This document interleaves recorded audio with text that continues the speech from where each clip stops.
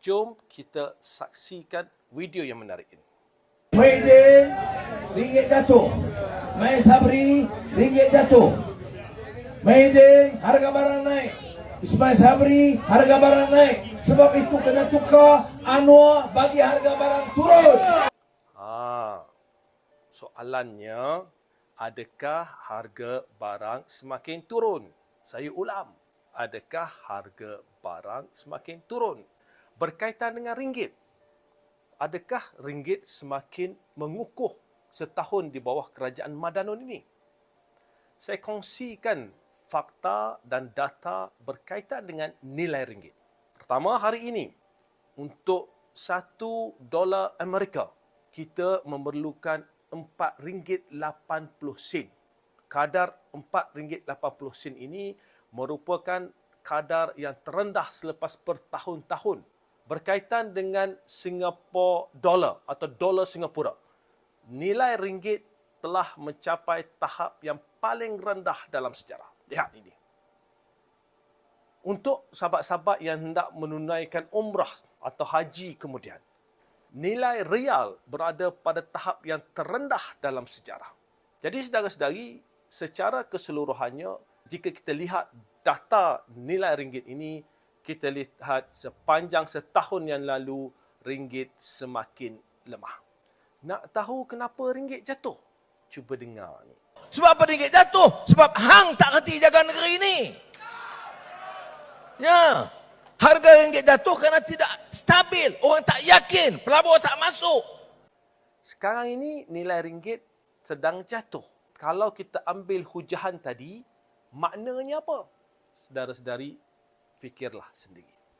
Saudara-saudari, apabila nilai ringgit naik sebelum ini, kita dengar apa kata pemimpin Pakatan Harapan. Ucapkan tahniah kepada beliau dan juga Kerajaan Perpaduan atas kejayaan nilai mata wang ringgit dapat menjadi lebih kukuh dalam satu tempoh yang singkat pada awal-awal pembentukan Kerajaan Perpaduan. Dengar tu. Bila ringgit naik sikit, dia kata, ringgit naik ni sebab kepimpinan mereka lah. Jadi, saya pernah tegur pemimpin kerajaan Madanon ini berkaitan dengan kenaikan dan kejatuhan nilai ringgit. Ini teguran saya.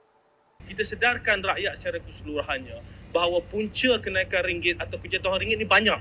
Bukan sebab hanya pertukaran kerajaan.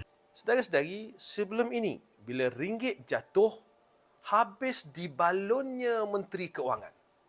Kita dengar yang ni. Ini Menteri Perdagangan satu-satunya di dunia yang tak bimbang bila nilai ringgit jatuh. Saya heran. Dengar tu. Saya heran. Hairan. Kalau dulu beliau hairan, sekarang ni adakah beliau masih hairan? Saya tak hairan kalau beliau tak hairan. Kita dengar pula yang ni. Bila benda paling besar jadi, mata wang jatuh sampai RM4.50 untuk $1. Satu patah pun tak keluar daripada dia, saudara-saudari. Boleh tanya Datuk Seri Anwar masa 1997-98, bila mata wang kita jatuh dan jatuh, itu krisis nasional. Dia ada kesan kepada semua rakyat. Dengar tu. Dahulu, Saudara Rafizi kata bila mata wang jatuh, satu patah perkataan pun Menteri Keuangan pada waktu itu tak cakap. Hari ini, wartawan bertanya kepada Perdana Menteri yang juga Menteri Keuangan berkaitan dengan kejatuhan nilai ringgit. Dengar ni. Can you comment on ringgit? Governor is here. Nak suruh Governor jawab. Kalau dahulu, sedap je kata mengapa Menteri Keuangan tak jawab. Hairan mengapa Menteri Keuangan tak jawab. Hari ini, apabila ringgit semakin jatuh, wartawan bertanya tentang kejatuhan ringgit, Perdana Menteri yang juga merupakan Menteri Keuangan minta Governor pula jawab. Ini menunjukkan kerajaan tidak serius menangani dan mengambil kira kesan kejatuhan nilai ringgit.